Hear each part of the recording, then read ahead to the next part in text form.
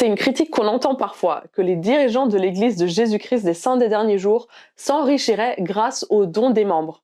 Mais cette idée ne tient pas lorsqu'on comprend comment l'Église fonctionne réellement et ce que l'Évangile enseigne sur le service dans le royaume de Dieu.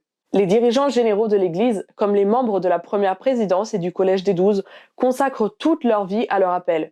Ils ne travaillent pas à côté, leur service est à plein temps, souvent jusqu'à un âge très avancé, et cela demande un engagement physique, émotionnel et spirituel énorme. Pour leur permettre de remplir cette mission sans se soucier de leur subsistance, l'Église leur verse une allocation. Ce n'est pas un salaire commercial ou excessif, c'est un soutien raisonnable basé sur les principes d'équité et de modération. Il faut aussi comprendre que la grande majorité de ces hommes ont eu des carrières professionnelles solides avant leur appel. Certains étaient médecins, avocats, enseignants, cadres ou entrepreneurs.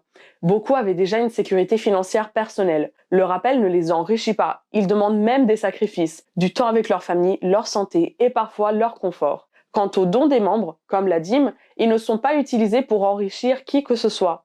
L'argent est utilisé pour construire et entretenir les temples, les chapelles, soutenir les efforts humanitaires, financer des projets éducatifs comme l'université de BYU et aider les membres dans le besoin à travers le programme d'entraide. L'Église est très prudente dans la gestion de ses finances et rend des comptes régulièrement à ses membres. Accuser les dirigeants de s'enrichir, c'est ignorer l'esprit de sacrifice dans lequel ils servent. Ce sont des témoins spéciaux du Christ. Ils ne cherchent pas la gloire ni le profit, mais le salut des âmes. Et s'ils sont soutenus matériellement, c'est pour pouvoir se consacrer pleinement à l'œuvre du Seigneur, sans se détourner de leur appel divin. Tu veux en savoir plus? N'hésite pas à nous demander nos sources et à laisser un commentaire dans la section de commentaires pour qu'on puisse continuer un petit peu cette conversation.